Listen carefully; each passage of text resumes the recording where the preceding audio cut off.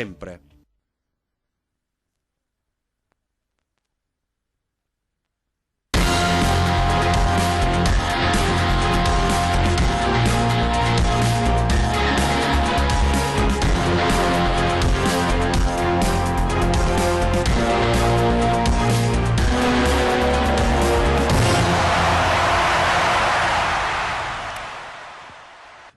Ring, buonasera e ben ritrovati in diretta come ogni lunedì puntuali, quasi diciamo 21:15. Vi ricordo subito il 351 1755 340, c'è anche la diretta sulla pagina Facebook di Antena 3, quindi per lasciare commenti, domande ai nostri ospiti che tra poco vi presenteremo. Insomma, abbiamo scelto un titolo un po' provocatorio, ma adesso vi spieghiamo anche perché.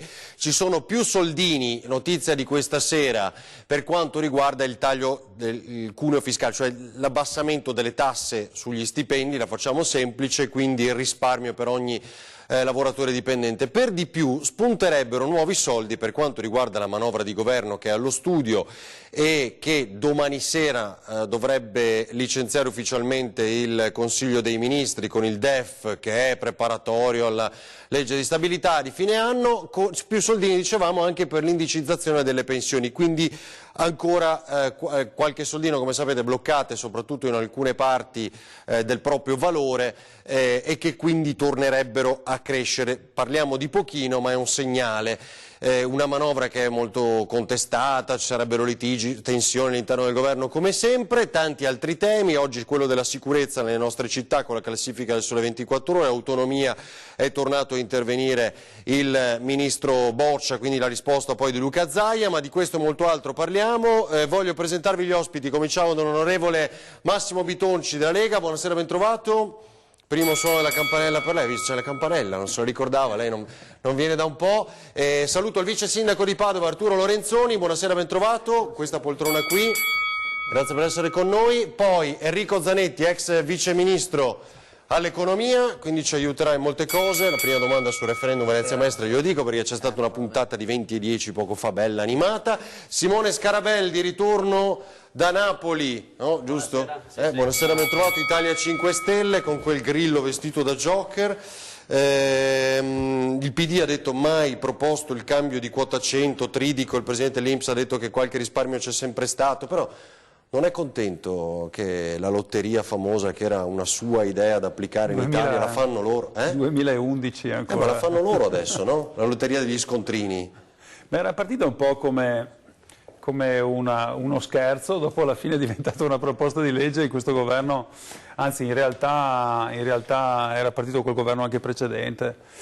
Questa è un'idea di lotta all'evasione, però in realtà può essere solamente, dal mio punto di vista, assolutamente marginale, nel senso che cioè i 7 miliardi non si recuperano. Quei famosi 7 miliardi di cui si parla in queste settimane, che li abbiamo visti scritti nel documento di economia e di finanza, nella nota di aggiornamento, sono una somma assolutamente irraggiungibile, perché chi come me ha fatto sottosegretario per un anno e passa, e poi insomma penso che confermerà anche Enrico Zanetti, che è stato vice ministro del passato governo, per quanto si possano introdurre anche i sistemi di pagamento elettronici, magari si farà qualcosa l'incentivo all'utilizzo delle carte di credito, però recuperare 7 miliardi e 2 è veramente una somma estremamente alta, anche perché la lotta all'evasione si fa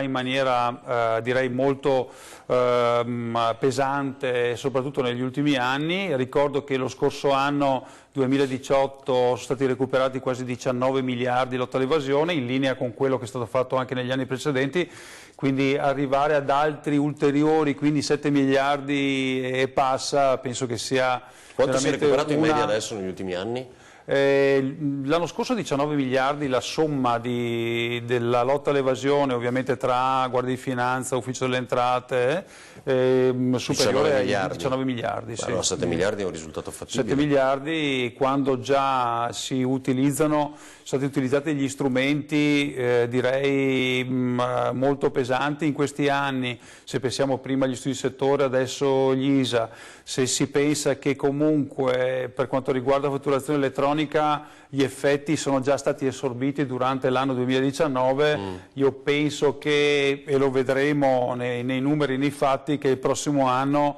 a maggio ci sarà probabilmente una ulteriore manovra correttiva, perché oltre a questo bisogna considerare che nel DEF si parla anche di ulteriori 5 miliardi di entrate sull'imposta valore aggiunto, che dovrebbero essere maggiori entrate. Allora, la rimodulazione, che poi è stata negata stasera, glielo dico, rimodulazione dell'IVA, che però ha detto sono stati trovati fondi per evitare la rimodulazione, quindi questo l'ha detto il Premier Conte. Vedremo, perché i conti poi li facciamo con la manovra, perché neppure i decreti collegati ci daranno le coperture vedremo nella manovra di bilancio. Allora, qua scrivono, scusi onorevole, qua scrivono non bisogna, tanti sms, autonomia intanto ho già visto, poi non bisogna eliminare la quota 100, tema di cui si sta parlando appunto in queste ore, chi ha versato i contributi, andare in pensione è un diritto, eliminare invece il reddito di nulla facenti, lo scrivono così, poi dirà Scarabelli. Cosa c'è in questa previsione di manovra, secondo lei, Zanetti, che non torna, che è esagerato, che non è impossibile, che è un sogno?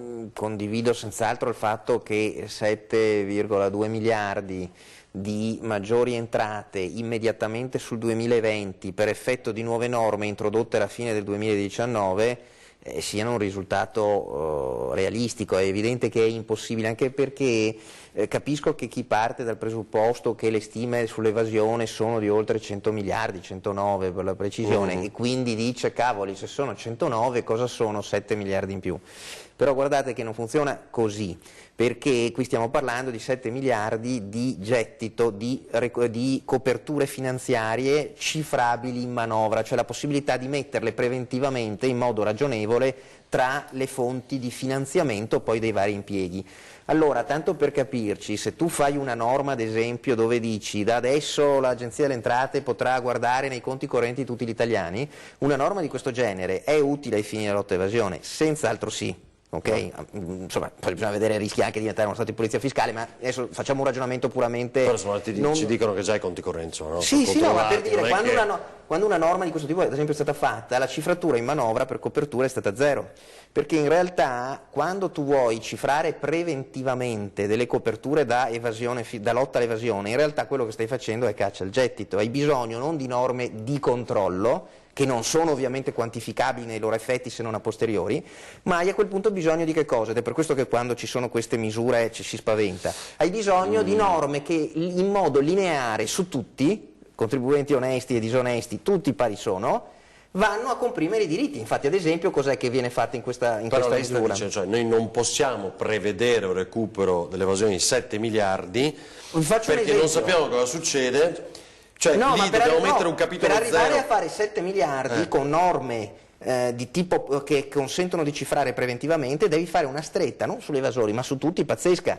Cioè, ad esempio, qui fanno la stretta sulle compensazioni, sarà più difficile compensare crediti e debiti fiscali, ma non è che sarà più difficile per chi evade, sarà più difficile per tutti. Allora una norma di questo tipo ti consente di dire, visto in passato quante erano le compensazioni, siccome le rendiamo più difficili per tutti, non solo per gli evasori che non possiamo sapere oggi chi sono, perché se lo sapessimo non sarebbero già evasori, ecco che allora recuperiamo 1 miliardo, ma quel miliardo lo stiamo recuperando a tutti, evasori e disonesti. Oppure fatturazione elettronica per tutti, non solo per i disonesti, e lì si stima 2 miliardi e 7. Questo l'abbiamo fatto in una manovra noi, nella manovra loro hanno fatto la trasmissione telematica dei corrispettivi per tutti e hanno cifrato 2 miliardi e 3. Questi numeri vi dicono, tra l'altro, che per arrivare a 7, ma come si fa se provvedimenti fortissimi, come la fatturazione elettronica, la trasmissione telematica hanno consentito di cifrare 2 miliardi? Cioè è evidente che il numero di 7 è un numero che non sta in piedi. Con delle entrate minori di quelle che erano previste, poi sì, elettronica, ma proprio il numero di 7 è un numero non raggiungibile. In natura sul 2020 non è raggiungibile in natura, ma del resto sappiamo che è figlio del fatto che c'erano le previsioni di 2 miliardi. Ma è perché Bitonci ci ha dato 19 miliardi poco fa, no? No, attenzione, 19 miliardi sono un dato corretto, 19 miliardi sono il frutto, in questo devo dire c'è sempre tutti i governi, compreso quello a cui ho partecipato io, e su questo io varie volte ho anche discusso con il mio ministro, tutti i governi sempre usano questo dato del recupero complessivo dell'azione dell'Agenzia delle Entrate come recupero la lotta all'evasione. In realtà in quei 19 miliardi guardate che ce ne sono ben 12 che sono recupero non di evasione scoperta dall'Agenzia delle Entrate, ma gente che ha dichiarato, poi o ha pagato tardi, non ha pagato tutto, non ha pagato affatto, ma si è autodenunciata e l'agenzia recupera, cioè, allora, quindi occhio perché si rischia la veramente quota di far 100 casino. non si deve eliminare, dicevano, poi sono stati trovati altri soldini, poi dicono non è in discussione, tra poco sentiremo anche Conte, però ti chiederei Tony, Salvini sul governo, poi sentiamo Lorenzoni e Scarabelli. Ci fai ascoltare questa breve intervista oggi di Matteo Salvini, vediamo. Non si capisce niente, cambiano ogni giorno. Adesso abbiamo scoperto una super tassa sulle seconde case, un'ipotesi di tassa sui telefonini e ancora non si è capito se tassano chi paga in denaro contante, quindi mi sembrano assolutamente nella confusione totale. Il dato che è certo è che anche stanotte sono sbarcati 180 immigrati a Lampedusa, se li sommiamo ai 150 sbarcati ieri sono più di 300 nell'arco di poche ore e questo rischia di diventare un allarme a livello nazionale. Questa è l'unica certezza che ci dà questo governo, sul resto si capisce poco. Allora, Lorenzoni, confusione totale, come dice Salvini? Ma mi sembra che tenda sempre lui a banalizzare i messaggi e a semplificare.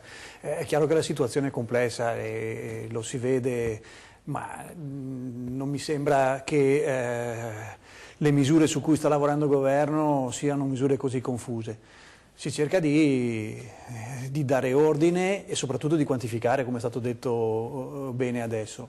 Ma questa tendenza che ha Salvini a banalizzare i messaggi per ammiccare chi lo ascolta mi sembra proprio poco rispettosa della complessità di un paese che ha un debito di 2.200 miliardi e che deve fare i conti ogni anno con ogni punto percentuale di interesse sul debito, sono più di 20 miliardi, quindi noi abbiamo questo problema grossissimo, questo macigno con cui i governi di qualsiasi parte devono avere a che fare.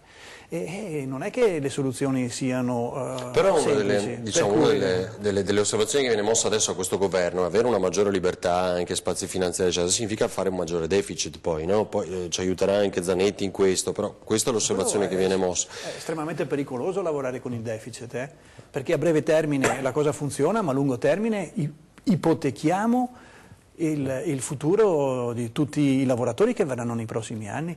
La mia generazione, di chi oggi ha 50 anni, sta vivendo per pagare il debito di chi ha lavorato 30-40 anni fa e non è bello precludere la possibilità del Paese di crescere perché ogni anno noi abbiamo, adesso non so esattamente, forse Zanetti ha più dimestichezza di me sui numeri, però quanti sono? 30-35 miliardi di debito da pagare, di interessi sul debito? No, da interessi pagare? Siamo sui 60, 70, no? calanti, Sì, no, 60 stanno per Calanti, perché anche l'anno scorso 3 miliardi in meno, Calanti perché si continua a dire l'eredità del governo precedente, però in realtà uno va a guardare i dati, perché alla fine le chiacchiere sono chiacchiere, però l'anno scorso 3 miliardi in meno di interessi passivi, quindi è un trend ormai di qualche anno, perché i tassi è il vantaggio sono sempre in diminuzione e quindi alla fine... Perché dopo dimentichiamo, ce la prendiamo con l'Europa. Prima di entrare nell'euro, con un debito molto inferiore a quello attuale, perché in questi anni è continuato a crescere, noi avevamo interessi passivi nell'ordine dei 95-100 miliardi.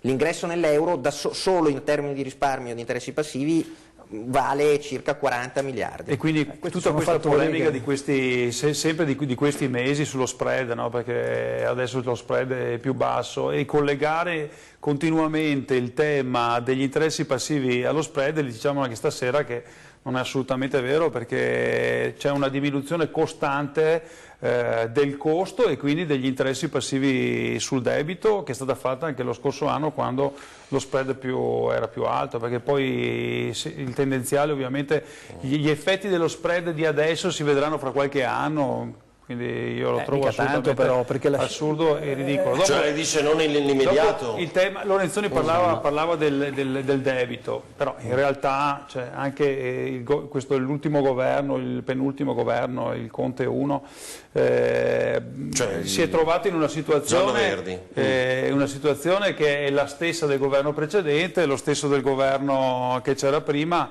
Quindi se lo confrontiamo poi al debito pubblico magari di altri paesi come gli Stati Uniti d'America o come il Giappone, cioè gli Stati Uniti fanno una politica tranquillamente di taglio delle tasse in deficit, quello che non farà questo governo. Aspetti onorevole, poi c'è un dato, Lorenzoni aveva concluso? No, voglio dire, i benefici vengono dalla diminuzione dell'Euribor, quando lo spread sale, sale il debito, quindi attenzione a lavorare con lo spread che sale, perché vuol dire ipotecare il lavoro di tutti noi per pagare un maggior debito. Quindi per fortuna l'Euribor è sceso e oggi è negativo a meno 0,4%. Ha avuto spread anche superiore ai 400, anche ai 500, eppure comunque c'è stata una costante diminuzione degli interessi passivi sul debito. Questo basta guardare i tendenziali, questa è la realtà. Sì, ma la riduzione dell'Euribor sullo spread che ci consente di scendere come interesse all'indebitamento. Vi prego, non stiamo sulle cose troppo complicate, aspettate, perché poi noi dobbiamo capire,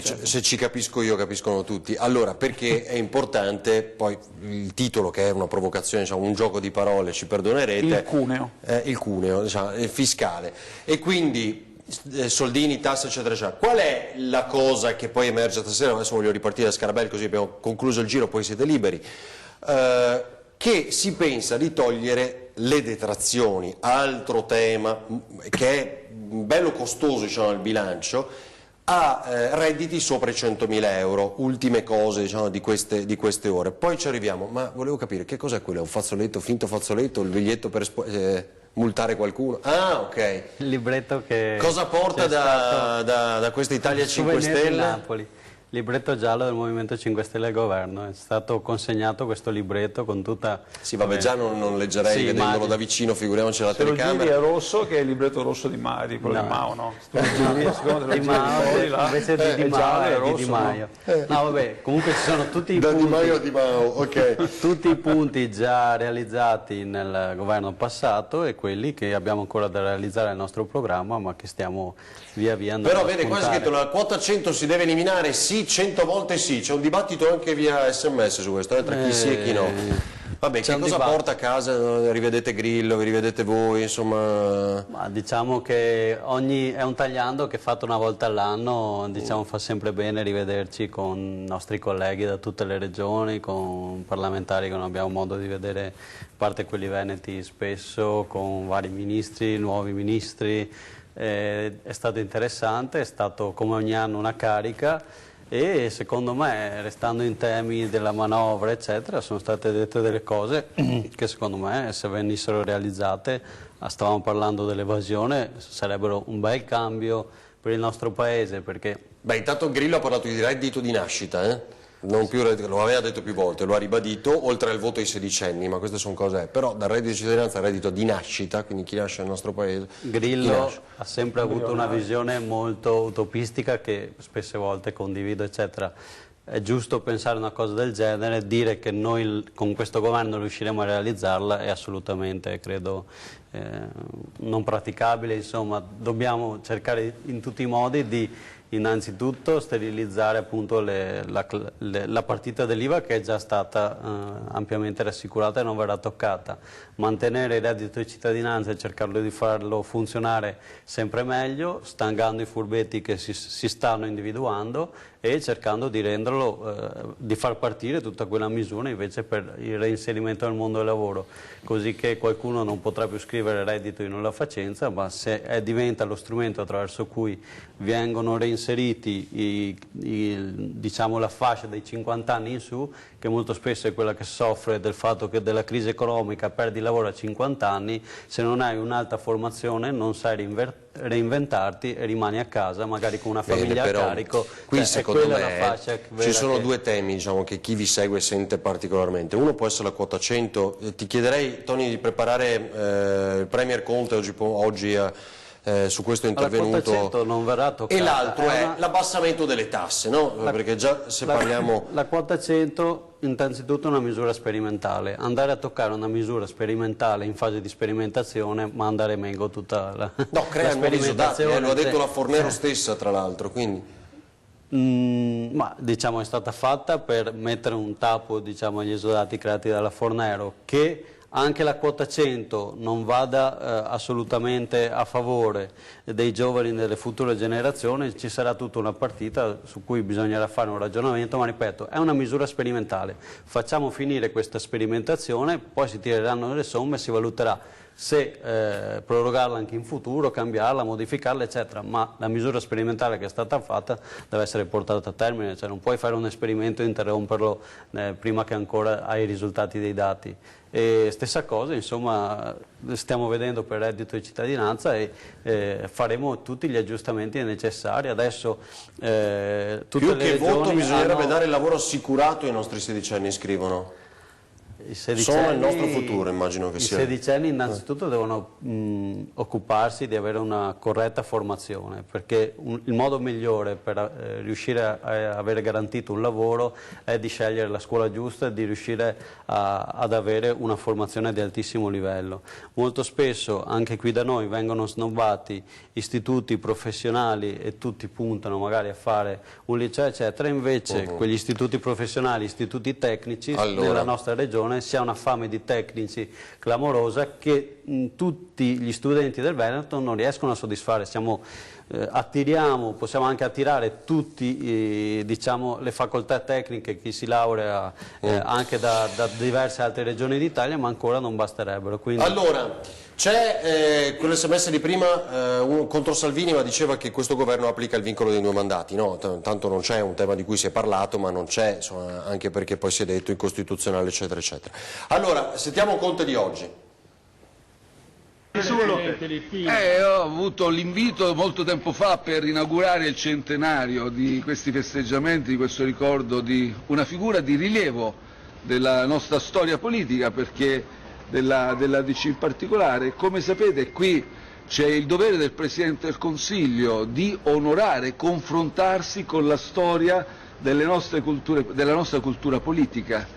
E c'è, se mi permettete, anche la sensibilità dello studioso di confrontarsi su questo. L'IVA non verrà rimodulata. Sarà una giornata interessante. L'IVA non verrà rimodulata. L'IVA non verrà rimodulata, quello che invece sicuramente sarà un punto qualificante di questa manovra, al di là di tante misure, perché la cosa bella è che abbiamo trovato delle risorse. Nonostante un quadro di finanza pubblica molto complesso, molto delicato, nonostante la necessità di reperire, ed è stato faticosissimo, 23 miliardi per bloccare l'IVA, l'incremento dell'IVA, noi senza rimodulare l'IVA abbiamo trovato ulteriori risorse che ci permetteranno già con questo primo, quindi a distanza di poche settimane dall'avvio di questa esperienza di governo, di dare un segno della direzione politica di marcia di questo governo. Quindi voi troverete alcuni punti qualificanti del nostro programma già in questa manovra. Ho trovato 3 miliardi in più, perché poi era dato il dato di questa sera, no? Beh, ripeto che dopo i conti li facciamo con la manovra. Nella rimodulazione dell'IVA c'era nascosto un aumento dei costi? Soprattutto li facciamo il prossimo anno, quando, come dicevamo in maniera molto corretta Enrico, andremo a verificare quanto queste misure avranno riscontro nella lotta all'evasione, soprattutto per quanto riguarda il 2020 e non gli anni successivi. L'IVA adesso hanno detto che non verrà rimodulata, ma rimodularla ogni tanto esce, l'altro giorno si parlava di aumentare l'aliquota dal 10 al 22% per quanto riguarda tutte le attività legate alla ristorazione, quindi bar, ristoranti, quindi si andava a alberghi, quindi si andava a colpire direttamente uno dei settori trainanti, perché qui siamo in Veneto, che il Veneto è la prima regione turistica d'Italia, però il turismo è un settore assolutamente trainante che andrebbe potenziato e non cassato con una misura di questo tipo, perché ricordiamoci che poi l'aumento dell'IVA va sempre sul consumatore finale, quindi in un caso del genere un aumento dal 10 al 22 di tutti i servizi legati al turismo, alle ristorazioni, al settore alberghiero, andrebbe assolutamente sul turista e sul consumatore finale, quindi assolutamente sbagliato. Poi se si pensa di aumentare l'IVA per quelli che vengono chiamati i prodotti di lusso, anche qui un gravissimo errore. Abbiamo visto cosa è successo negli anni passati con le barche, dove l'aumento dell'aliquota ha portato gli investitori a andare a acquistare le barche o spostare tutta l'attività legata alla nautica magari in Croazia o in altri paesi. Quindi io penso che se ci sono dei settori legati al lusso, sono dei settori assolutamente importanti e trainanti per l'economia italiana, che danno lavoro a famiglie, danno lavoro a una filiera in cui l'Italia assolutamente eccelle. Quindi, poi si parlava di esempi assurdi come il tartufo e così, ma quelle sono assolutamente stupidaggini.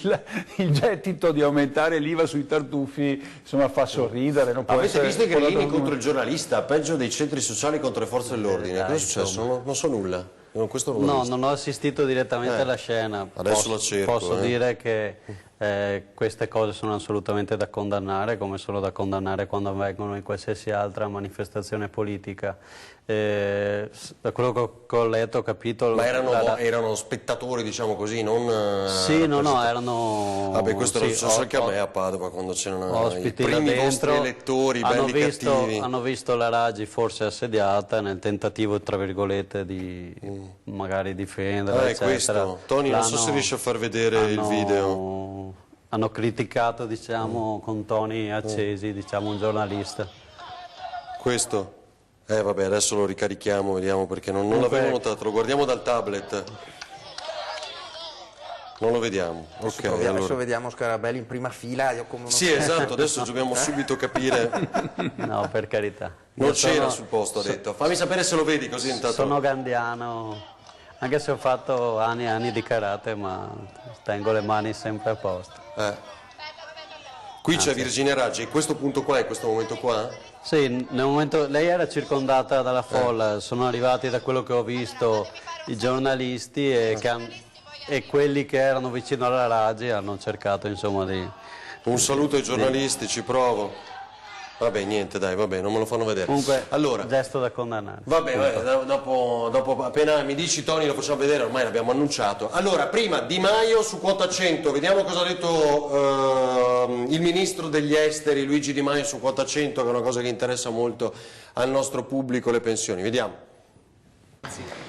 Guardi, c'è qualcuno, nello specifico il partito di Renzi, che vuole tornare alla legge Fornero. Noi siamo nati come Movimento 5 Stelle, abbiamo portato avanti le nostre battaglie in questi anni per non tornare mai più alla legge Fornero, cioè per fare in modo che chi aveva diritto di andare in pensione potesse andarci. E abbiamo fatto quota 100. Ora, io non voglio altri esodati in Italia. Ancora non abbiamo finito di affrontare il tema degli esodati della legge Fornero. Se qualcuno pensa di poter far partire una nuova generazione di esodati, che sono quelli di quota 100, ha sbagliato governo. Il Movimento 5 Stelle non darà mai i voti per una legge di bilancio che elimina quota 100 e crea nuovi esodati, e soprattutto in Parlamento non ci sono i voti per riuscire ad abolire quota 100, quindi resterà una poco felice fantasia di Italia Viva e nient'altro. Non vi mette in difficoltà però?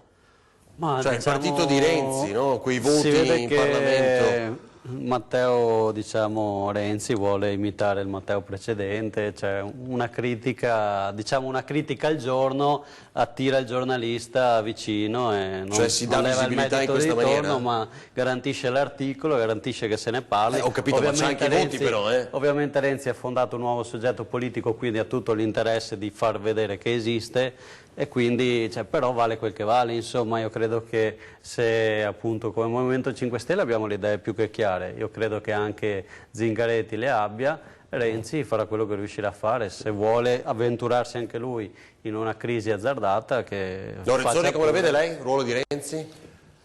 Ma Renzi vuole ritagliarsi un ruolo ad ogni costo, mi sembra, e quindi condivido questa visione che alza l'asticella per cercare di portare l'attenzione su di sé. Avesse un po' più di responsabilità, secondo me aiuterebbe il Paese a costruire una proposta democratica costruttiva. Ma lui replica, positiva. anzi, portiamo più rappresentanti eletti a sostegno di questa maggioranza, Forza Italia, no? Da lì. Questo è da vedere, se diluire i propri principi, il proprio messaggio premia o non premia. Mi sembra che da quando aveva il 40% a quando ha lasciato il PD non abbia premiato molto questa linea, nel senso che per cercare di recuperare i voti a destra e a sinistra alla fine ha annacquato il messaggio. Io credo che invece avere una linea rigorosa aiuti, stringendo successivamente le alleanze. Secondo lei è un rischio che corre anche l'altro Matteo, come si è sempre detto anche in questi 14 mesi, cioè dopo Renzi dal 40 a scendere come può aver... È facile cadere quando si arriva Salvini in alto, no? nel suo orizzonte? Entrambi hanno secondo me sovrastimato la loro capacità di tenere legato su un messaggio molto molto forte gli elettori. La responsabilità di governare un paese, credo, richieda la capacità di dialogare su scala ampia e quindi individuare degli obiettivi che possono essere condivisi.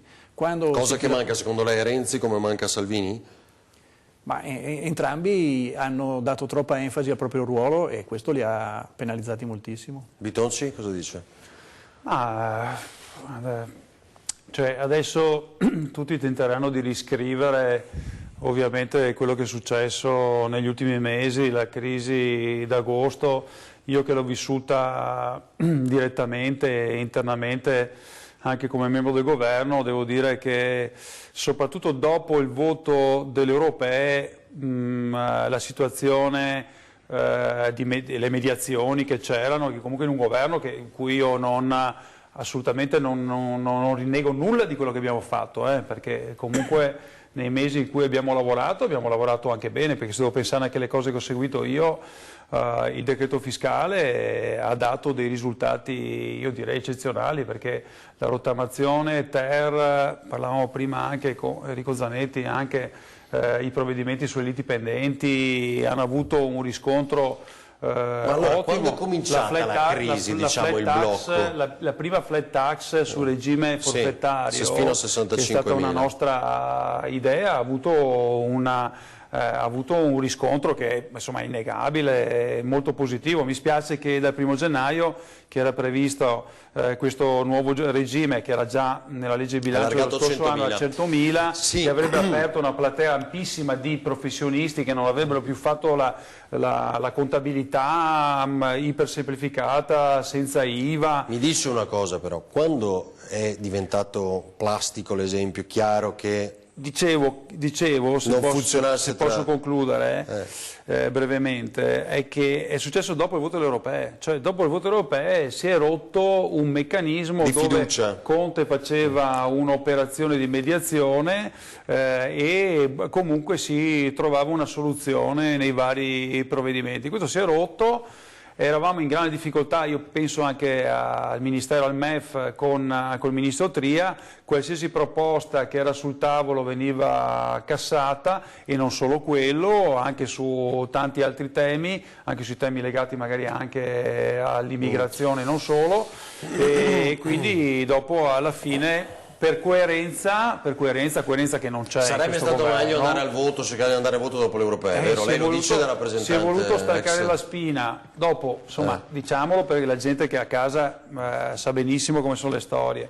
Questo è un governo che si basa solo su una cosa, che è quella di non andare alle elezioni, perché viene continuamente ripetuto anche l'altro giorno da Zingaretti, così non andare alle elezioni e non dare la possibilità alla Lega di avere quel riscontro elettorale che c'è nei sondaggi, perché nonostante, prima si parlava di Renzi, sì, Renzi è arrivato a una certa percentuale, dopo ha avuto un calo direi estremamente evidente e pesante. Nella Lega questo non è praticamente successo, perché se andate a guardare i sondaggi, il sondaggio anche sul 30%, i sondaggi che ci sono adesso sono superiori ai sondaggi che c'erano il giorno prima delle elezioni europee. Sì, quindi, allora aspetti che ho trovato il video e poi andiamo in pubblicità. Alla fine un terzo degli italiani comunque Tony, oggi voterebbero la Lega. Eccolo qua, qualche momento di tensione. Addirittura vabbè, finiscono a terra. E poi consideriamo il fatto che comunque ci sono elezioni alle porte, Vabbè, e quindi il riscontro, elezioni regionali, il riscontro è immediato, perché adesso ci sono le elezioni in Umbria, poi arriveremo il prossimo anno alle elezioni in Veneto. Insomma, e adesso ne parliamo, che anche c'è il tema autonomia. Un minuto di pubblicità, ricominciamo da qui, vi aspettiamo.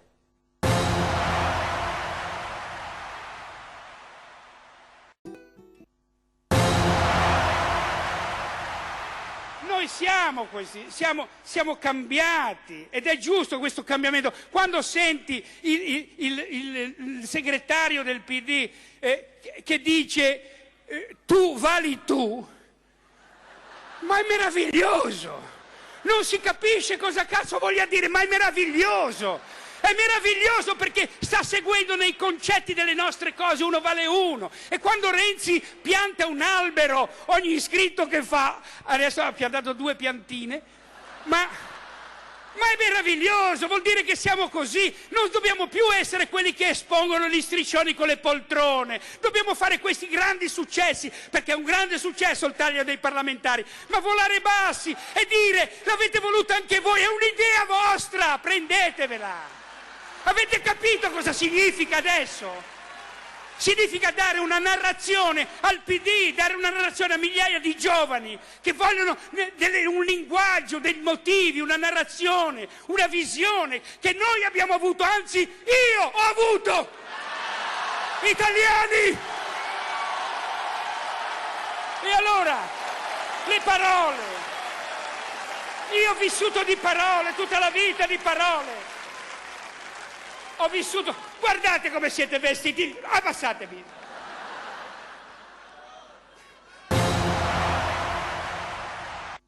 Cioè ci voleva il dress code, erano vestiti male, non ho capito. No.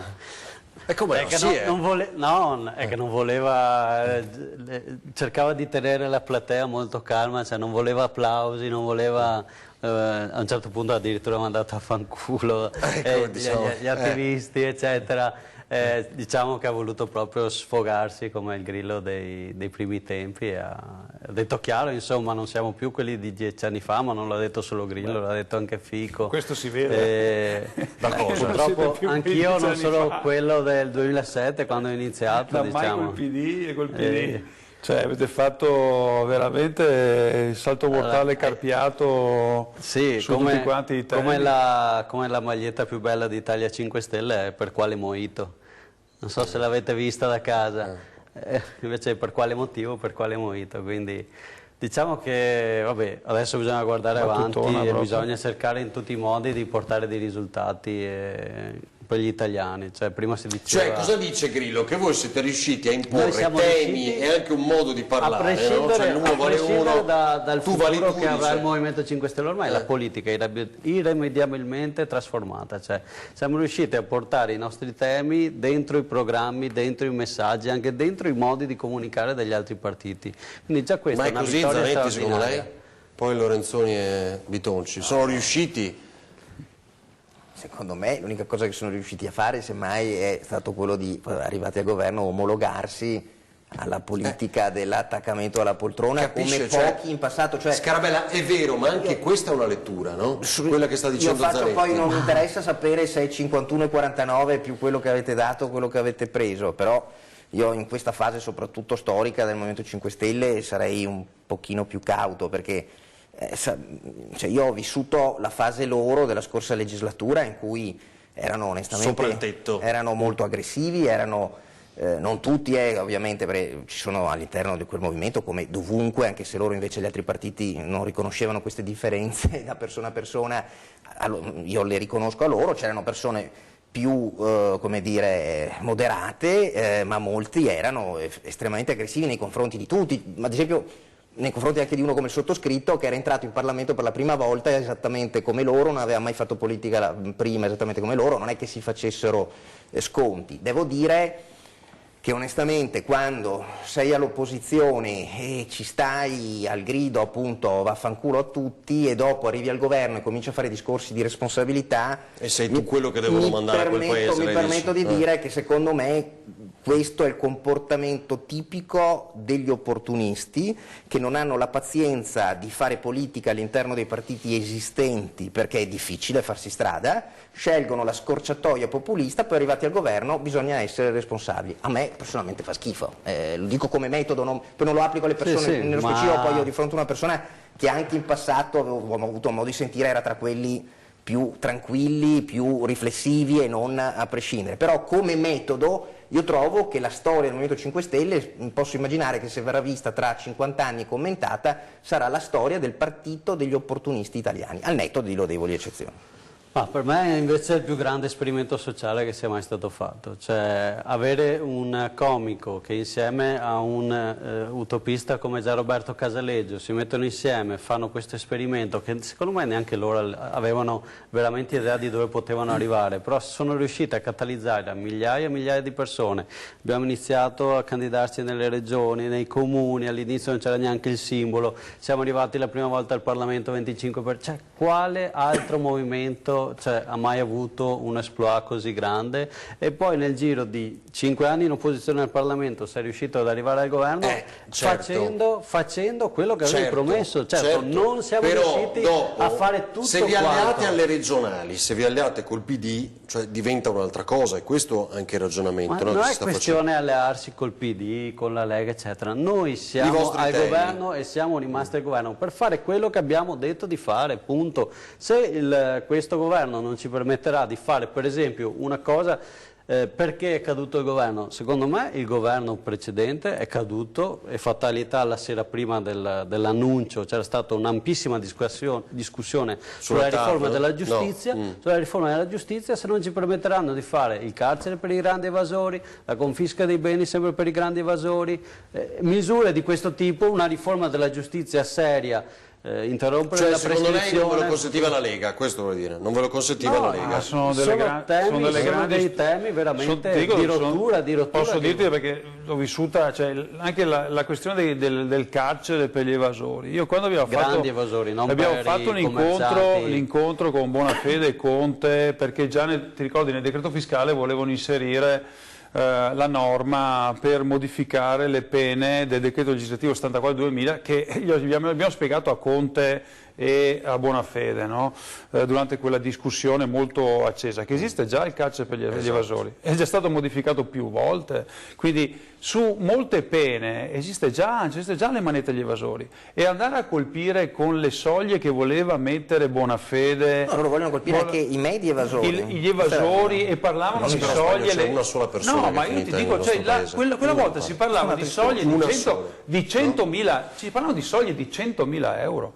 Ma guardate che 100.000 euro andiamo a prendere gli artigiani, andiamo a prendere i commercianti. Allora, se le soglie, per 100.000 euro, ma guarda che anche omessa fatturazione c'è nel decreto legislativo 74/2000, anche dei reati che tante volte non sono dei reati, sono delle omissioni. Allora, rischiamo di mandare in galera troppa gente. Di mandare in galera della gente, magari.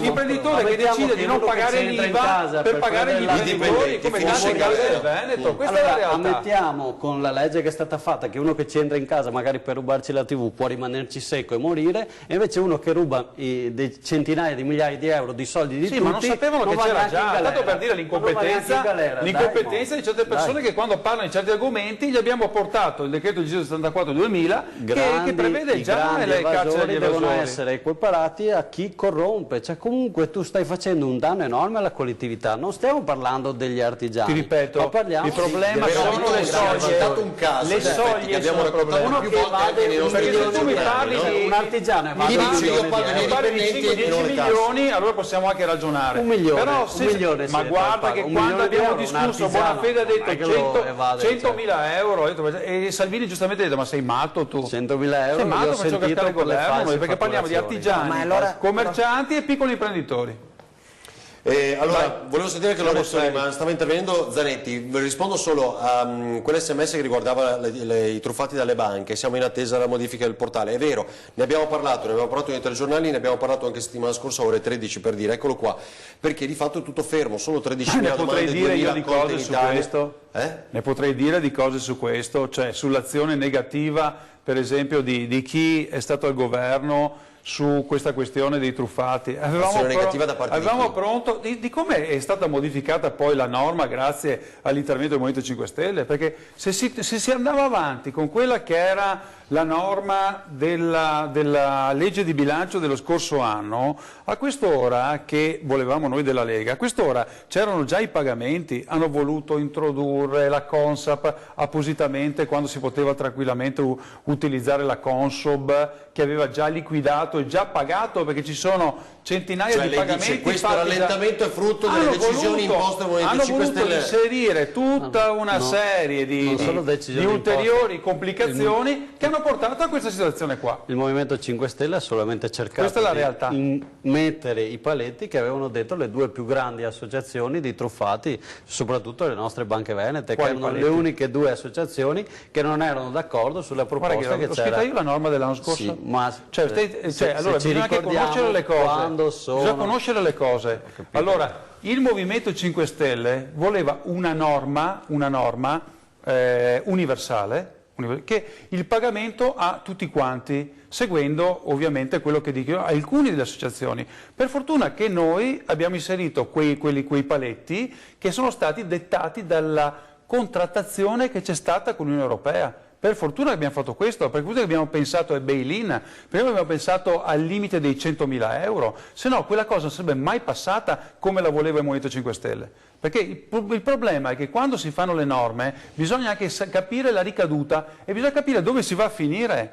E come è stata scritta adesso, con la Consap, con il fatto che bisogna comunque presentare la domanda al portale... Di che volevano tutto a tutti, lei dice le hanno complicate poi? Tutto a tutti, e poi per cercare di dire la loro hanno voluto complicare ulteriormente la norma e si è arrivata a una soluzione che io spero che per il prossimo anno comincino i primi pagamenti, speriamo, perché la procedura sta diventando talmente complicata. Dovrebbero aggiornare questo sito appunto perché 13.000 si sono già registrati e hanno fatto domande, solo 2.000 di queste sono state accettate, ma poi è tutto bloccato da allora. Appunto, il flash sul carcere che diceva i grandi evasori, poi Lorenzoni su questo? No, sul carcere grandi evasori, cioè ci fa molta demagogia onestamente, perché guardate che già adesso c'è un impianto normativo che prevede per le false fatturazioni la rilevanza penale con pene da 1 anno e mezzo a 6 anni anche per €1 di false fatture, quindi lì è già molto severa la norma.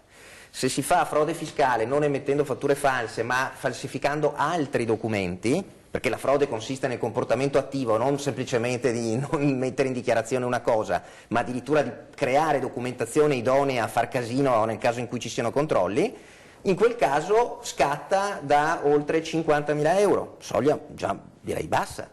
Se si fa invece la dichiarazione cosiddetta infedele, cioè non c'è frode perché non falsifichi i documenti, ti limiti a non indicare alcune cose che dovevi in dichiarazione, cosa che peraltro talvolta uno fa anche nella perfetta buona fede col casino che c'è nella normativa, lo stesso comunque c'è la rilevanza penale, in altri paesi c'è solo per la frode, noi ce l'abbiamo anche per la semplice dichiarazione infedele, lì scatta da 150.000, soglie che abbiamo alzato noi, io personalmente, perché c'ero in quel momento io al MEF, perché prima anziché 150.000 era 50.000, troppo poco, 150.000 per quello che non è neanche frode ma è dichiarazione infedele, va benissimo, anche perché molto spesso, ripeto, non c'è neanche il vero e proprio dolo. Inoltre, e quindi se vogliamo parlare dei grandi evasori, la normativa com'è adesso va già benissimo. Uno dirà... Sì, ma beccano una multa, non vanno in galera. No, c'è la pena da 1 anno e mezzo a 6 anni, oltre naturalmente a sanzioni amministrative che vanno dal 135 al 270%, cioè sanzioni fortissime. Uno dirà, non vanno in galera, ok? Perché, ma questo non è un tema di evasione fiscale, questo è un tema di giustizia italiana, ok? Perché sul fatto che per effetto della presenza di queste norme capiti spesso che ci siano persone arrestate per frode fiscale, insomma, basta leggere i giornali, quante volte leggete rettata della finanza, arrestati in 4, arrestati in 7, arrestati vuol dire sono arrestati, e sono arrestati proprio perché è penalmente rilevante. Poi uno dirà sì, ma dopo il processo, poi prendono 2 anni e mezzo perché è la prima volta e a quel punto hanno la condizionale, ma questo non è un tema di reato tributario, è un tema del sistema giustizia. Vogliamo trasformare il nostro sistema in un sistema 100 volte più pesante? Cioè, ma lo deve essere per tutti, perché secondo me, se vogliamo fare un paese dove se ci sono le pene sull'evasione, ergastoli, uno va a rubare in casa mia da 4 a 7 anni e allora mi incazzo, perché questa è proprio la visione statalista di chi dice fai qualcosa che non va allo Stato devi morire, fai qualcosa che non va al privato cittadino, ma chi se ne chiama, siamo il paese garantista. No, quindi non è un tema di penale tributario, è un tema di giustizia. Adesso è il contrario, se uno ti entra in casa gli puoi sparare tranquillamente adesso. Vabbè, se invece quella norma è legittima difesa, però in termini di pene è assolutamente equilibrato il quadro, perché oltretutto, ripeto, chi ruba in casa ha la pena da 4 a 7 anni, chi evade ha la pena da 1 anno e mezzo a 6, ma in più deve anche restituire il maltolto con una sanzione che può arrivare a portarlo a 470. È equilibratissimo adesso il sistema. Ora parliamo di autonomia, aspetti Scarabello, Lorenzoni su questo? Che dice? Su questo sono d'accordo con Zanetti, c'è un tema che è legato alla giustizia. Il fatto che non è deterrente perché i tempi sono talmente lunghi che una persona, se ha difficoltà in azienda piuttosto che personali, sa che con un buon avvocato e con il sistema della giustizia attuale può procrastinare e gestire la cosa in maniera che non lo spaventa. E questo, secondo me, induce a dei comportamenti che spesso non sono quelli corretti. Però io vorrei tornare un attimo sul giudizio molto duro che ha dato Zanetti sul Movimento 5 Stelle, perché secondo me è un po' esagerato l'attaccamento alle poltrone, queste cose qui. Io torno alle 5 Stelle del Movimento, che non ricordo tutte perché sinceramente non essendo io un militante, ma sono cioè quello che a me aveva sorpreso è che un movimento fondato su questi 5 obiettivi potesse andare d'accordo con la Lega, su cui credo che dei 5 obiettivi nessuno combaciava con quelli che sono gli obiettivi della Lega. Quello che era anomalo era il governo Conte 1, in cui ce n'è uno su tutti che a me sta a cuore, che è quello legato all'ambiente, su cui ci sono delle visioni diametralmente opposte. Voglio dire, la Lega è un paese che un partito che esplicitamente nega il cambiamento climatico, una cosa secondo me folle da studioso del settore. Lorenzoni, guarda che hai qualche problema, dove l'hai vista questa cosa? Cioè dov'è che la Lega nega il cambiamento climatico? Beh, voglio dire, perché siete voi quelli delle scie chimiche, non siamo certamente io ho fatto noi. Scie chimiche. No, io scie chimiche sinceramente stiamo parlando veramente di cose che non stanno nei cieli in terra. Io delle scie chimiche non ho mai parlato. O dici delle cose e produci una qualsiasi dichiarazione di Salvini al Parlamento europeo di un movimento, soprattutto di un movimento il voto dell'accordo di Parigi, che rispetto a voi, poi Movimento 5 Stelle, è fatto di centinaia e centinaia e centinaia di sindaci che fanno attività ambientalista, soprattutto nel nord dell'Italia. Hai capito? No, ma hai capito tu o parli solo perché c'è la bocca? Perché dopo alla fine io parlo perché ho la testa, non perché ho la bocca. Forse qualcun altro parla perché ha la bocca. Salvini ha votato contro l'accordo di Parigi.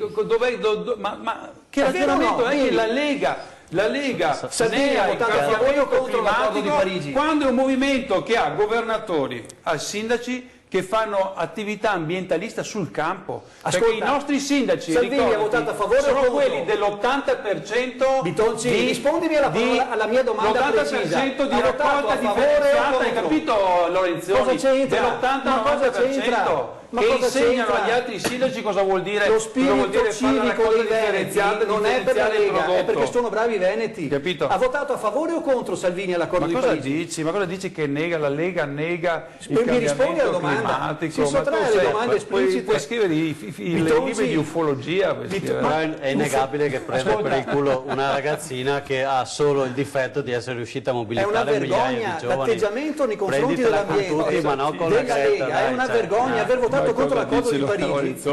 Cosa dici? Poi che ci sia, è veramente penoso discutere con una persona che non risponde alle domande, che ci sia un tema che bisognerebbe capire come mai nonostante tutta una serie di scienziati in questi anni e persone che ovviamente studiano e continuano a stimare il tema dei cambiamenti climatici, dicono alcune cose e dopo abbia evidenza una ragazzina, questo insomma... Ma è una ragazzina, c'è l'IPCC che è un organismo internazionale il simbolo, che raccoglie il insomma, simbolo tutto il merito di portarlo come tema di dibattito mondiale. Cioè una cosa incredibile, l'unico paese che ha votato al Senato, io non ero al Senato allora, ma è stato votato una pronuncia contro i cambiamenti climatici, credo sia stata l'Italia tra i paesi industrializzati, e l'unico credo che ha votato contro l'accordo di Parigi è stato proprio Salvini.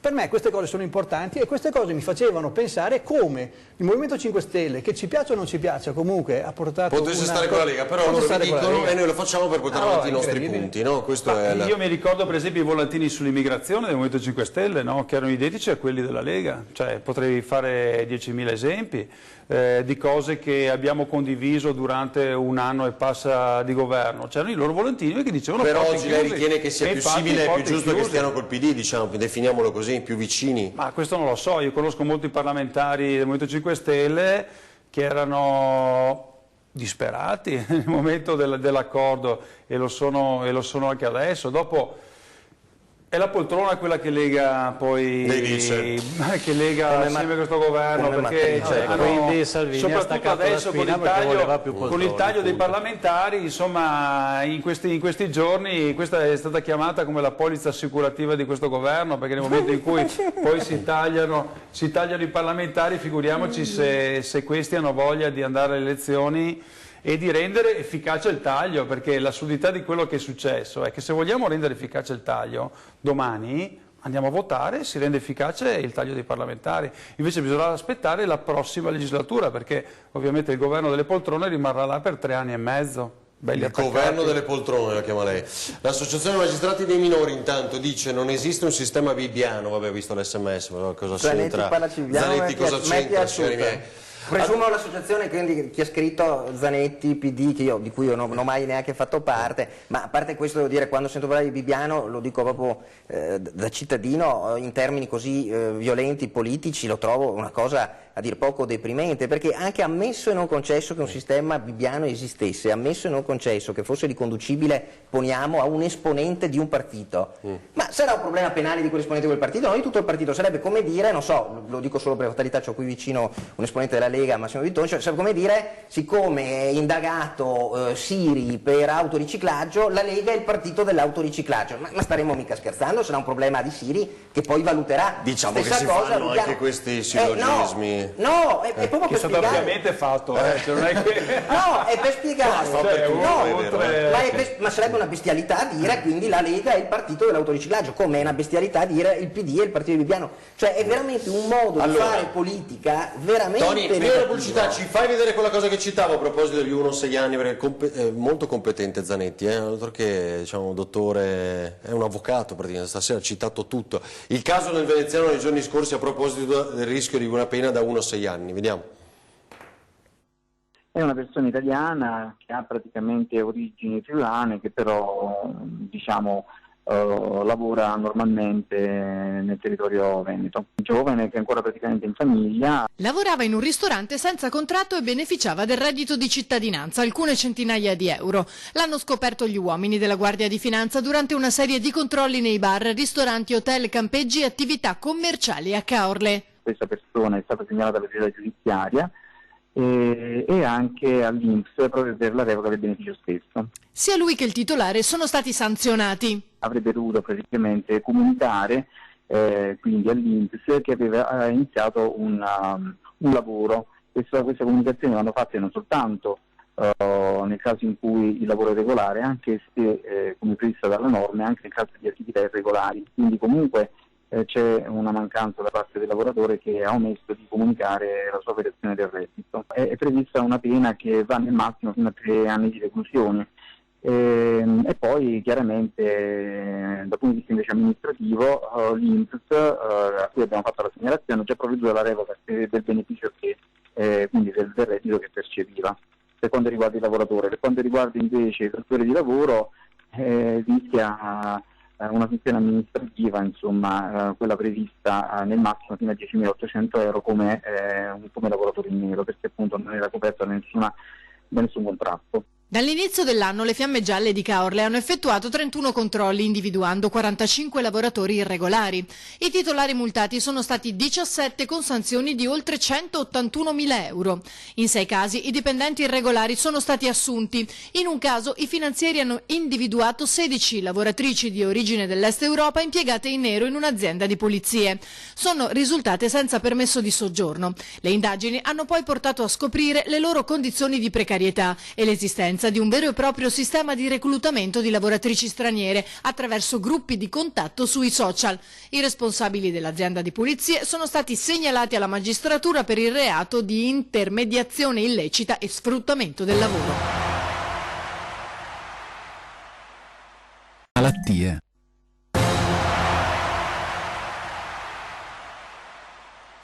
Allora, su questo immagino che vorrà il servizio che abbiamo visto poco fa, Scarabelli, però dire che i controlli funzionano, avete visto, reddito di cittadinanza, i furbetti vengono beccati, no? Giusto? Sì, diciamo, abbiamo visto titoli però anche la scorsa settimana che parlavano di 50, sembrava che ci fossero 50 furbi, in realtà sono stati fatti una cinquantina di controlli da cui sono emersi pochissimi casi di gente che...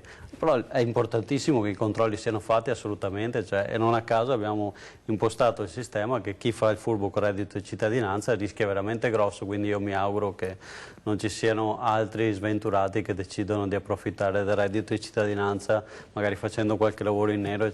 È una misura di emergenza che serve per dare da mangiare ai figli per chi ha perso il lavoro, diciamo, in un'età delicata. Poi che possa anche aiutare in altre parti d'Italia dei giovani che sono tagliati fuori da un sistema di lavoro, ripeto, più che altro in altre regioni, però questo dovrà, io mi auguro che anche con l'autonomia che io mi auguro questo governo in fretta deciderà di portare avanti, che magari se non trovano lavoro a Napoli, a Palermo eccetera, che possano venire a Treviso, Padova, per non dire a Pavia eccetera, e trovare un lavoro e stabilirsi anche qui e quindi anche contribuire alla nostra economia. Allora, riprendo il titolo, poi vediamo il servizio sull'autonomia perché ci sono novità, dichiarazioni di Boccia di oggi, Zaia che abbiamo sentito eccetera. Zanetti hanno alzato da 2,7 circa a 3 miliardi quello sconto, diciamo, sul costo del lavoro. Basta, è poco, perché abbiamo capito che poi sono solo 40 euro al mese da metà anno in poi. Allora... stanno tagliando le tasse sul costo del lavoro o no? Cioè più soldini in busta paga come si dice o no? Se mettono 3 miliardi in un contesto dove la misura entra in vigore dall'1 luglio, quindi 6 mesi, vuol dire che su base annua prevedono di mettere 6 miliardi, no? Perché poi negli anni successivi, immagino, sarà sempre in vigore fin dall'inizio. Cioè se metà anno l'anno prossimo 3 miliardi vuol dire 6 ogni anno dopo. A regime ne costa 6. Sì, però gli industriali dicono almeno 13-15 bisogna mettere per avere possiamo dire mille cose. Allora, quello che sicuramente si può dire è che ad esempio quando si fece l'intervento passato alla storia come bonus 80 euro, ma sostanzialmente un intervento assolutamente analogo che ha ridotto il cuneo fiscale, cioè alzato il netto in busta paga del lavoratore una volta pagate le tasse, quella volta ne furono messi 9 miliardi e mezzo.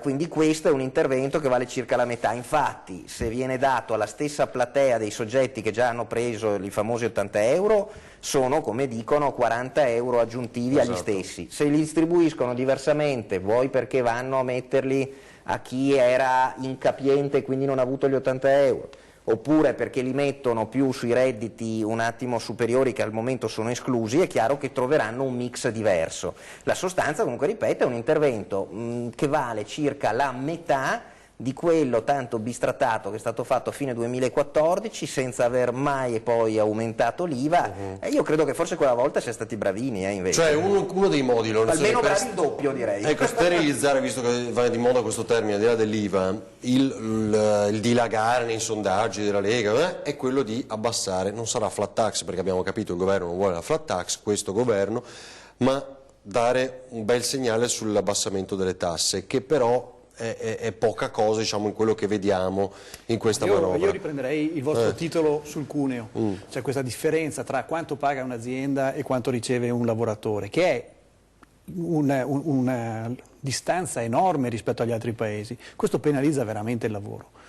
E per questo io sono molto critico sul reddito di cittadinanza, perché dobbiamo andare a premiare il lavoro, cioè dobbiamo tornare ad investire sul lavoro delle persone.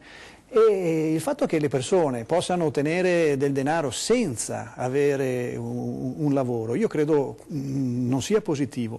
In questo senso, secondo me bisogna lavorare sul aiutare le persone a lavorare, ma dando un incentivo a chi lavora.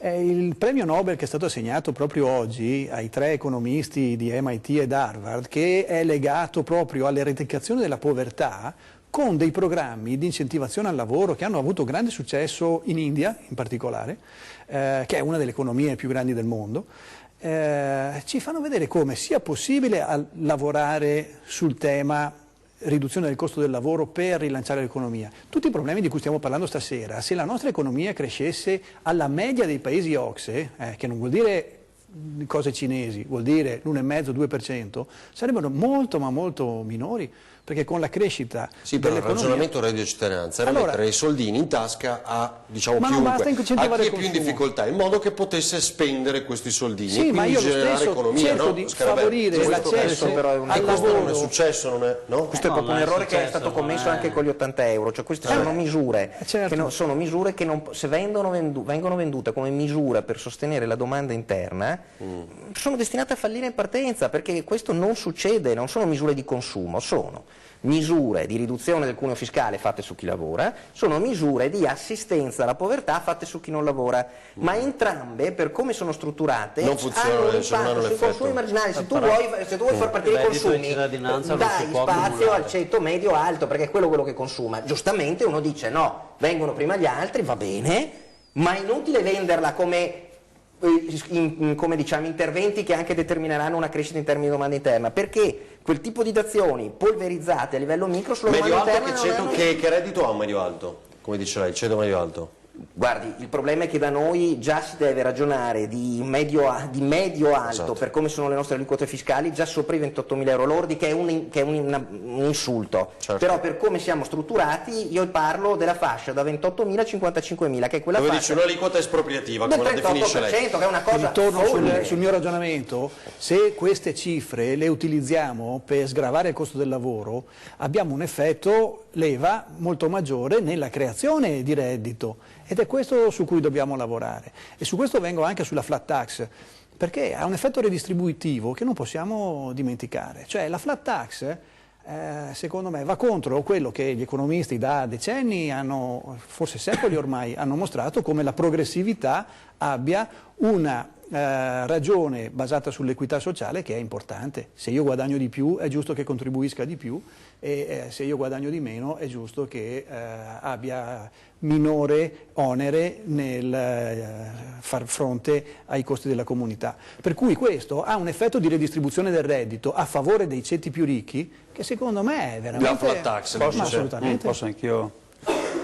Beh, il sistema flat tax o tassa piatta è un sistema di tassazione, è un'imposta proporzionale. Allora, per esempio, l'introduzione della cedolare secca sugli affitti ha avuto dei riscontri molto positivi, è stato anche ha avuto un effetto molto positivo anche nella lotta all'evasione, tanto che le entrate di quest'anno e probabilmente anche il prossimo anno, visto che Zanetti prima diceva, stava guardando le ANSA, diceva che probabilmente la manovra la coprono con maggiori entrate dovute ovviamente a entrate di carattere fiscale, che saranno maggiori entrate dell'IVA dovute a un aumento dei consumi, probabilmente maggiori entrate dell'IRPEF e maggiori entrate dell'imposta istitutiva sul regime della flat tax, quella che abbiamo introdotto noi, 65.000 euro, e quindi da maggiori imposte, ma questo sistema delle tasse piatte ha dato degli effetti positivi. Allora noi abbiamo continuato a ripetere, perché non cercare di introdurre un sistema di tassazione alternativo all'imposta sulle persone fisiche, che ovviamente è un'imposta progressiva, che va a colpire soprattutto in Italia le classi medie. Quindi il tema è non tanto andare a abbassare la tassazione sulle classi di reddito più basse, perché Zanetti ci insegnerà che ci sono quasi 11 milioni di italiani che non pagano le tasse, va bene, ma non perché sono evasori, perché per effetto delle detrazioni e deduzioni e per effetto anche ovviamente di quella che è la no tax area, che non è effettiva in Italia ma per effetto delle detrazioni del lavoro dipendente, quindi c'è già una platea estremamente alta di famiglie che pagano zero. E quindi invece c'è uno scalino molto alto, per effetto ovviamente della progressività dell'IRPEF, sui redditi che vanno dai 35 ai 55-65 mila euro. Quindi se noi vogliamo fare una misura che possa mettere in tasca alle famiglie italiane delle somme da poter poi investire in consumi, quindi un rilancio effettivo dei consumi, l'idea di una flat tax fino a 55-60 mila euro, al 15-20%, quella poi che stavamo studiando, tenendo conto anche del sistema delle detrazioni e deduzioni, quindi ricombinando il sistema complessivo dell'imposta sul reddito delle persone fisiche, poteva essere veramente innovativa. Diciamo per i redditi molto alti, questo diciamo, dopo il problema è quello, perché se tu dopo hai delle aliquote estremamente alte sulle famiglie italiane, bisogna fare o come sistema americano, dove c'è una no tax area che arriva fino a 18.000 dollari, quindi insomma una soglia molto alta, oppure guardare al sistema francese, ma certamente il sistema dell'imposta sulle persone fisiche italiane colpisce, e questo è un dato evidente, soprattutto le famiglie con reddito medio. Piace a tutti noi sentire 15%, 19%, no? Per tutti, però è forse giusto a quel punto, così la si renderebbe anche progressiva. So che poi ci sarebbe lo stesso sistema. L'aliquota media del 15%, la media dico io, l'aliquota media del 15% fino a che redditi, cioè già chi ha 26.000 circa il 76% degli italiani ha un'aliquota effettiva IRPEF sotto il 15%. Stiamo parlando di parlo del 76% dei 40.218.000 contribuenti che presentano o un 730 o un CUD o un modello unico. E quindi bisogna anche conoscere i dati prima di parlare, quindi si parla, motivo senza per capire cui che il 15% è un'aliquota media accettabile già per le tre quarti degli italiani. Certo, ma allora basta dire, ce n'è un'altra poi del 31, dai 300.000 in su, non lo so, ipotizzo, cioè, no? È questo che uno dice, non 15% però per se sappiamo che vengono colpite le famiglie con il reddito che vanno dai 30.000 fino ai 60.000 euro, soprattutto bisogna fare una misura che rimetta in moto i consumi per le famiglie che hanno quella tipologia di reddito, non le altre. Se il 75% degli italiani oggi ha un'aliquota inferiore al 15%, con la flat tax questo 75% avrebbe un incremento dell'imposizione fiscale. Con cui ho sempre discusso. Come no? Cioè, voglio dire, perché venivano mantenute comunque le detrazioni e le deduzioni. Loro prevedevano una detrazione loro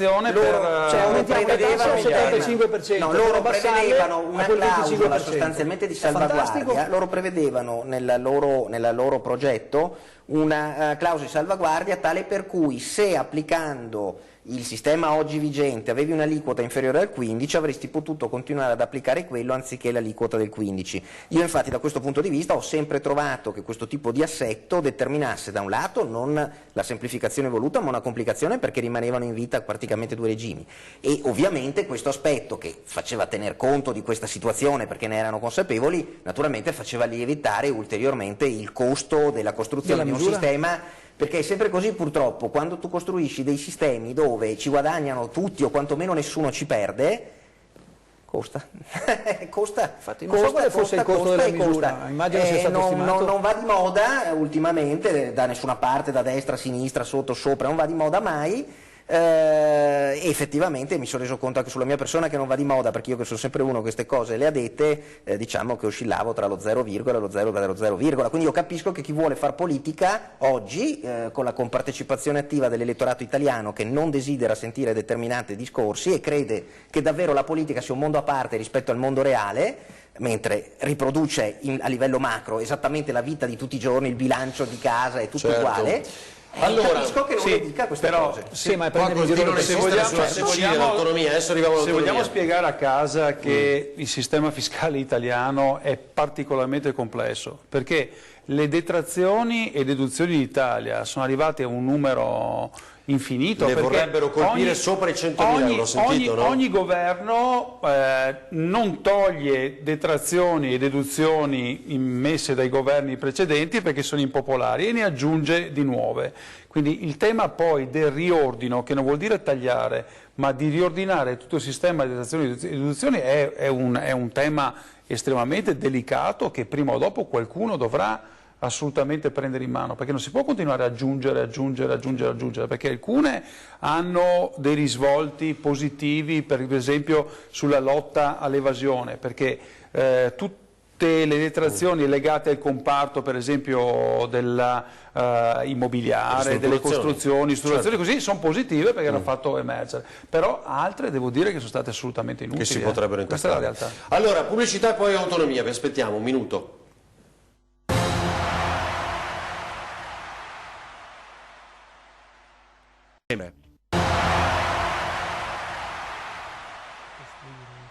Nessuna scorciatoia, ma soprattutto nessun gioco fuori dal Parlamento. A Milano, per parlare del ruolo delle città metropolitane, il neo ministro agli affari regionali Francesco Boccia è tornato sul tema autonomia, croce delizia di tutti i recenti governi, e mentre in sovraimpressione sulle nostre reti scorrono inesorabilmente i giorni del referendum veneto, Boccia annuncia che entro fine anno l'esecutivo sarà in grado di presentare una legge quadro, ma c'è una condizione, ovvero che il Parlamento dia il via libera al provvedimento, nessun decreto governativo, quindi nessuna prova di forza.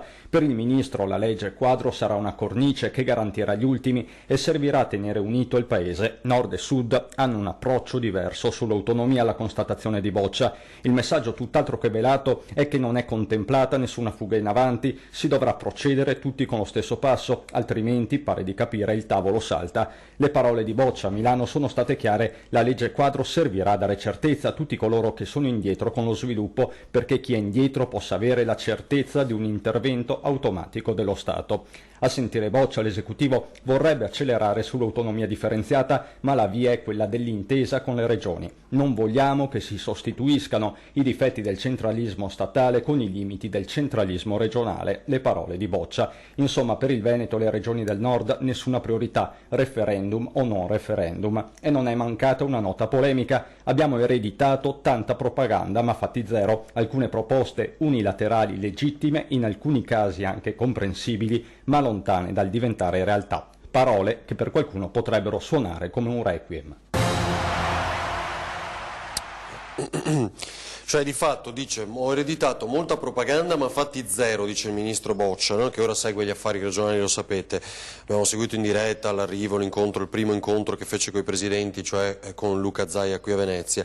Non eravamo a buon punto, eravamo a un punto, e ho trasmesso la documentazione che hanno i presidenti di regione, possono tirarla fuori quando vogliono, gli atti sono nei cassetti dei presidenti della regione, e ho trasmesso appunto tutti questi atti. Cosa dice la Stefani, l'ex ministro, la vicentina?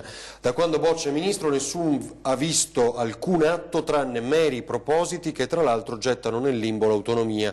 Se non ha le idee chiare basterebbe chiedersi al suo presidente Consiglio Conte, visto che c'era fin dall'inizio, con il quale mi sono sempre confrontata. Quindi comunque si riparte da zero, si riparte con un percorso condiviso con altre regioni.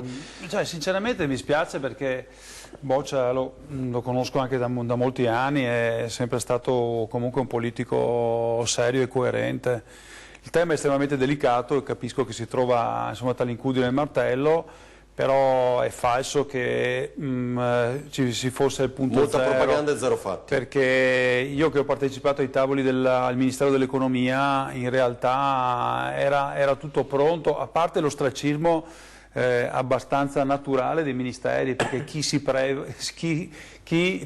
toglie le proprie risorse, insomma, cioè, anche nei ministeri leghisti, perché lo sai, no? Che avevano citato le strutture, il problema grosso ovviamente è quello legato alle strutture, e quindi siccome il tema era quello di determinare quello che era il costo storico per arrivare poi progressivamente per un passaggio al costo medio e poi ai fabbisogni standard, quando si arriva a determinare il costo storico vuol dire poi togliere dai ministeri quelle risorse che dovevano andare poi inizialmente alle regioni, ecco che là era difficile arrivare al dato essenziale, però non è assolutamente vero che il lavoro era stato fatto, si poteva partire con insomma, un primo accordo. Conte aveva avvocato a sé e continuava a ripetere di settimana in settimana tutto è pronto, tutto è pronto, tutto è pronto, ma in realtà, adesso diciamo francamente, c'era l'ostracismo da parte del Movimento 5 Stelle, perché il Movimento 5 Stelle, mi spiace per il rappresentante veneto, è un partito che in Parlamento ha una componente meridionale del sud molto forte, estremamente forte, ed è poco rappresentato in Veneto, ma l'abbiamo visto anche con i ministri, poi in realtà ci sono 3 ministri di Napoli e dopo in Veneto non contiamo Fraccaro perché è trentino, perché in realtà insomma è solo nato in Veneto ma lui è trentino, abbiamo solamente D'Incà che comunque ha un ruolo assolutamente non determinante nel governo. E quindi c'è la componente, se leggiamo le dichiarazioni che sono state fatte dal Presidente della Commissione Finanze continuamente e anche dal Ministro per il Sud, insomma state dichiarazioni continue, continui stop. È stato anche duro nei confronti dei 5 Stelle nazionali da questo studio, cosa dice? Ma diciamo che se il nostro problema è che abbiamo troppi esponenti al sud, il problema invece dalla parte della Lega, era chi cercava in tutti i modi di guadagnare voti al sud e quindi non poteva assolutamente spingere sul tema dell'autonomia.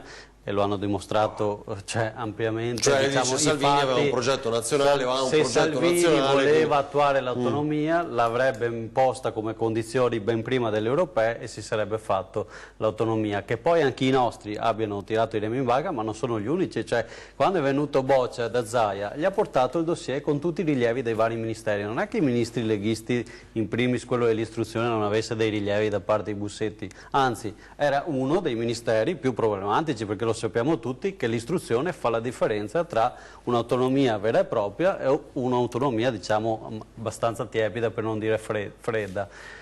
Su questo, cioè, ripeto, quando ti scontri, come è già stato detto, con le strutture dei ministeri, nessuno vuole tagliarsi né un dito, né un braccio, né una gamba. Sì, e quello è il vero tema, economico. La parte della Lezzi è stato un attacco... Lezzi, noi l'abbiamo criticata ogni volta che apriva bocca. Un attacco continuo, ma non solo da parte sua, ma anche da buona parte dei parlamentari, tanto che molti del vostro movimento hanno dichiarato che se fosse venuto comunque in Parlamento non l'avrebbero comunque votata un accordo sull'autonomia. Se quello che hai detto prima è vero, che siamo attaccati alla poltrona e arriva l'autonomia, la voteranno, no? Visto che o è vera una cosa o non è vera l'altra. No, non arriverà mai perché poi il PD porta avanti invece il modello, quello dell'Emilia Romagna, cioè certamente non il modello Veneto. Io credo che il modello Emilia Romagna sia meglio che nessun modello. Cioè, se quello dell'Emilia Romagna è fattibile e realizzabile, vorrei vedere se Zaia avesse sul tavolo il modello emiliano. Io penso che Zaia abbia assolutamente ragione, e se ha la possibilità di portare a casa le 23 competenze di una regione che ha dimostrato di essere assolutamente efficiente, non vedo perché debba portare a casa una ministrina riscaldata. Come la vede lei? Non ho capito. Aspettate, se poi diventa un movimento regionale, coalizione civica, si candida alle regionali, cosa fa? Lì c'è solo un dialogo da parte dei mondi civici veneti in prospettiva di costruire una rete di tante realtà che su scala locale sono significative, che hanno la fiducia dei cittadini, ma che oggi stanno operando in maniera autonoma. Poter dare una rete è una prospettiva che credo sia interessante. E lei avrà un ruolo? Al momento no, se non quello di incentivare le persone a dialogare. Cioè non da candidato, questo intendo? No, assolutamente. L'obiettivo mio è quello di portare al centro della discussione i contenuti, perché qui, voglio dire, si ragiona di cose un po' eteree e quando ci sono dei contenuti su cui siamo assolutamente latitanti. Per cui ecco, l'obiettivo mio è assolutamente... l'autonomia è un contenuto, no? L'autonomia è un contenuto, ma anche su questo. Ragioniamo su un'autonomia vera, perché autonomia cosa vuol dire? Dare maggiore potere alle regioni? Io come amministratore comunale soffro nel momento in cui non ho la possibilità di interloquire con la mia regione su alcuni temi che sono centrali. Uno su tutti, il trasporto pubblico locale. in cui noi dipendiamo dai fondi che transitano attraverso la regione, certo. ma fare una politica seria di sostenibilità nei trasporti pubblici, senza un dialogo con la regione, senza un minimo di autonomia di spesa, non lo si può fare. Allora a me sta benissimo ragionare di autonomia, ma voglio ragionare su un'autonomia che tenga conto delle autonomie vere, che sono quelle basate sui comuni. E quindi facciamo un ragionamento serio su come poter avviare delle politiche di sviluppo locale basate su un'autonomia vera, che è quella che dobbiamo dare ai comuni o alle città metropolitane, che sono dei poli di sviluppo essenziali. L'80% del bilancio regionale sono spese sanitarie, è logico che dopo la regione ha poche risorse per le infrastrutture anche rispetto al passato, perché nel corso degli anni abbiamo avuto una sensibile diminuzione di quelli che sono i trasferimenti, perché anche nel trasporto pubblico locale, come ben sai, i fondi sono di carattere poi statale, quindi sì. Però la regione il problema viene sempre il problema viene dalla testa, e l'inefficienza e se i costi standard, se fossero stati applicati e venissero applicati anche a livello dei ministeri, chissà quante risorse verrebbero fuori. No, tutto vero, però la regione Lombardia ha messo 200 milioni sul trasporto, la regione Veneto zero. Del Veneto. Allora lì si fanno le politiche per il trasporto, da noi non si fanno, anche sulla sanità voglio dire, la regione Lombardia ha messo 200 milioni per il trasporto pubblico e si vede la differenza, è brutto dirlo ma si vede. La Lombardia è una regione che ha ripreso a correre dal punto di vista economico, il Veneto è una regione che sta ancora soffrendo. Io lo vedo guardando i consumi elettrici, che sono un indicatore inesorabile, e lì si vede la differenza. Però la Lombardia consuma più, cosa intende? Non è che consumi, perché lì è difficile andare. Appunto, ma anche il Veneto, insomma, il tasso di variazione dei consumi è un indicatore inesorabile della variazione dell'economia. E lì le differenze ci sono e sono importanti. Ma lì ci sono delle politiche, secondo me, è sempre un'amministrazione della Lega, non è che io non ne faccio, voglio dire, da civico, quando la Lega fa delle cose giuste io le riconosco, e in Lombardia ha fatto delle cose interessanti. Qui da noi siamo meno capaci di entrare nel rilancio dell'economia, che alla fine, ripeto, è l'elemento veramente su cui dobbiamo lavorare. È solo il doppio di abitanti il Veneto, cioè nel senso, il tasso percentuale non c'entra, il tasso percentuale rispetto al numero degli abitanti. Ma no, che senso ha? Ma cosa stai dicendo? Non c'entra niente il tasso, la crescita all'1% o al 3%. Consumi di energia su una regione che ha il doppio di abitanti rispetto a quella. Ma io guardo il tasso percentuale, che sia su un cliente o su 10 milioni di clienti è la variazione percentuale, dai, non c'entra il valore assoluto. Mi sorprende che tu mi faccia un'osservazione del genere. Me la facessi un mio studente, me la prenderei. No, probabilmente non ci si era capiti. Quello che dico sull'autonomia non è proprio di percentuale. È ovvio che anch'io ho un approccio fortemente favorevole, però devo anche dire che mi sembra chiaro dalla dinamica che si è sviluppata anche durante lo scorso governo. Fermi, cosa Zanetti? C'è elettricità prima ancora che energia elettrica. Esatto. No, dicevo, anch'io sono fortemente favorevole all'impianto autonomista, ho votato a favore in occasione del referendum convintamente, però è evidente che questo è un dibattito che più che tra partiti è tra aree territoriali, perché è un fatto, poi riconosce che lo stesso Scarabelli, che molti dei loro giù a Roma onestamente hanno frenato, ed è anche un fatto, è vero, che Salvini si è imposto su questo tema così tutto sommato centrale per la Lega, con un tasso di determinazione inferiore rispetto ad altre partite, perché effettivamente anche lui nell'istante in cui switcha partito nazionale è più frenato rispetto a quello che sono invece i leghisti del Veneto, della Lombardia e quant'altro. È un problema che nasce dal fatto, ancora una volta, che bisogna avere consapevolezza che ogni riforma determina inevitabilmente dei mutamenti che, poiché in natura nulla si crea e nulla si distrugge, se portano un beneficio determinano quantomeno un rischio altrove. Ovvio che nella misura in cui fai un'operazione di efficienza, qui sì, rispetto ad altri contesti puoi davvero dare senza togliere, ma è vero anche che questo tipo di rischio in altre aree territoriali viene percepito, e quindi o si crea una condivisione vera e ampia e una mediazione poi alla fine rispetto tra quello che si vuole e quello che si può arrivare, Qua scrivono, non arriva un risultato sulle differenze col Sud. Allora, grazie per essere stati con noi. Chi ci ha seguito da casa, ci rivediamo lunedì prossimo con Ring a partire dalle 21:15. Grazie, buonanotte da Ring.